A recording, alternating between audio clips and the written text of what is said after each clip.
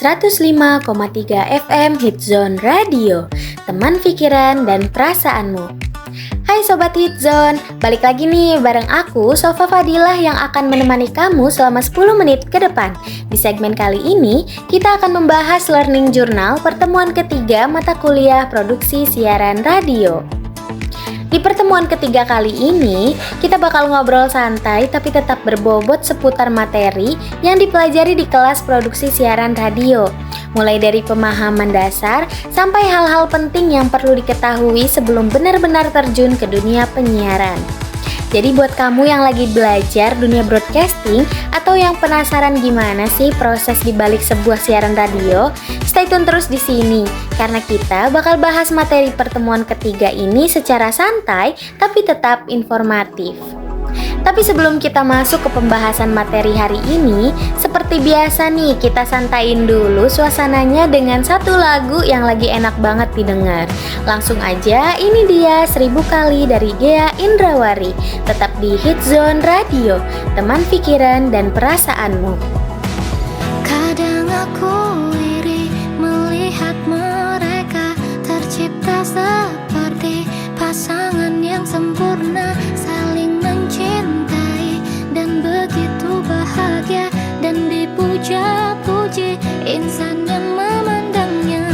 Lalu aku memandangmu dan tersadar betapa beruntungnya ada cinta seperti cintamu kepadaku. Oh, cukup aku milikmu dan kamu milikku, tetap di sampingku sampai jadi debu, sampai akhir waktu, sampai maut yang bersaksi cintaku abadi. Halo Sobat Hitzone, gimana nih? Tadi kita sudah mendengarkan lagu 1000 kali dari Ghea Indrawari. Dan sekarang kita lanjut ke segmen Learning Journal pertemuan ketiga mata kuliah produksi siaran radio. Di pertemuan kali ini, kita membahas lebih dalam tentang apa dan bagaimana radio sebagai sebuah media komunikasi massa.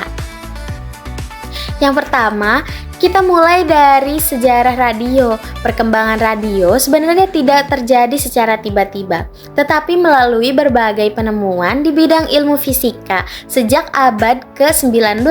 Salah satu tokoh pentingnya adalah Michael Faraday yang menemukan teori tentang induksi elektromagnetik. Penemuan ini kemudian menjadi dasar berkembangnya teknologi komunikasi tanpa kabel.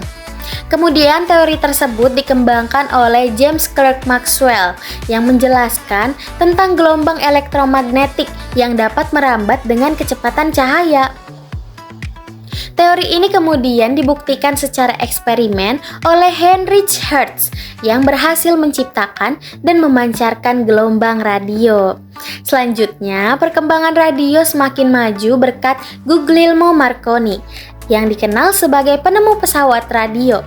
Ia berhasil mengembangkan teknologi transmisi suara tanpa kabel sehingga informasi dapat dikirim dari satu tempat ke tempat lain menggunakan gelombang radio. Tokoh lain yang juga berperan penting adalah Nikola Tesla yang mengembangkan berbagai eksperimen tentang transmisi tanpa kabel. Kemudian ada David Sarnoff yang dikenal juga sebagai salah satu tokoh penting nih dalam perkembangan radio siaran karena idenya yang memproduksi radio secara massal agar dapat dinikmati oleh masyarakat luas. Selain itu, ada juga Lee De Forest yang menjadi pelopor radio broadcasting dan orang pertama nih yang menyiarkan berita melalui radio. Lalu Frank Conrad yang tercatat sebagai orang pertama yang menyiarkan musik melalui radio pada tahun 1919.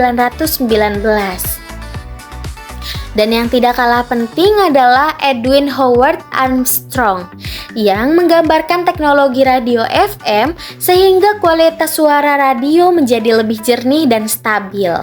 Setelah memahami sejarahnya, kita juga mempelajari nih jenis-jenis frekuensi radio. Secara umum, ada 3 jenis frekuensi utama, yaitu shortwave atau SW, AM, dan FM. Shortwave atau SW memiliki jangkauan yang sangat luas dan pernah banyak digunakan pada tahun 1950-an hingga 1980-an. Kemudian ada AM atau Amplitude Modulation yang memiliki jangkauannya yang cukup luas, tetapi kualitas suaranya tidak terlalu jernih. Sedangkan yang paling sering digunakan saat ini adalah FM atau Frequency Modulation yang memiliki kualitas suara lebih jernih meskipun jangkauannya lebih terbatas. Selanjutnya kita juga membahas nih tentang karakter radio sebagai media massa. Radio memiliki beberapa karakteristik unik. Salah satunya adalah sifatnya yang auditif. Artinya, radio hanya bisa didengarkan melalui suara tanpa gambar. Radio juga dikenal sebagai theater of mind, yaitu media yang mampu membangun imajinasi pendengarnya. Ketika seseorang mendengarkan radio, ia akan membayangkan sendiri nih situasi atau cerita yang disampaikan oleh penyiar. Selain itu, radio juga bersifat personal dan akrab karena penyiar biasanya berbicara seolah-olah langsung kepada satu orang pendengar. Radio juga bersifat mobile, artinya dapat didengarkan dari mana saja, serta relatif murah nih dibandingkan dengan media lainnya. Namun, radio juga memiliki beberapa kelemahan. Misalnya, informasi yang disampaikan bersifat selintas atau cepat berlalu, sehingga jika pendengar tidak fokus, informasi tersebut bisa saja lewat. Selain itu, radio juga bisa mengalami gangguan sinyal atau noise yang memengaruhi kualitas radio. Kemudian kita juga mempelajari nih tentang karakteristik pendengar radio. Pendengar radio biasanya bersifat heterogen, artinya berasal dari latar belakang yang berbeda-beda. Mereka juga bersifat aktif dan selektif karena pendengarnya bebas memilih program atau stasiun radio yang ingin mereka dengarkan. Dalam operasional sebuah stasiun radio, tentu ada berbagai perangkat siaran yang digunakan. Beberapa di antaranya adalah mikrofon, headphone, mixer atau konsol, stasiun siaran, hingga pemancar yang berfungsi untuk mengirimkan sinyal radio kepada pendengar.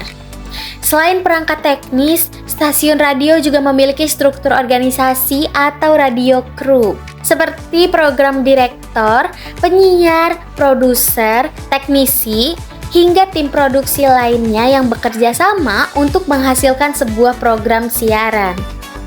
Dalam menentukan program siaran, biasanya ada nih beberapa elemen penting yang harus diperhatikan seperti musik, berita atau informasi, gaya penyiaran, interaksi dengan pendengar, jingle, promosi program, hingga iklan komersial.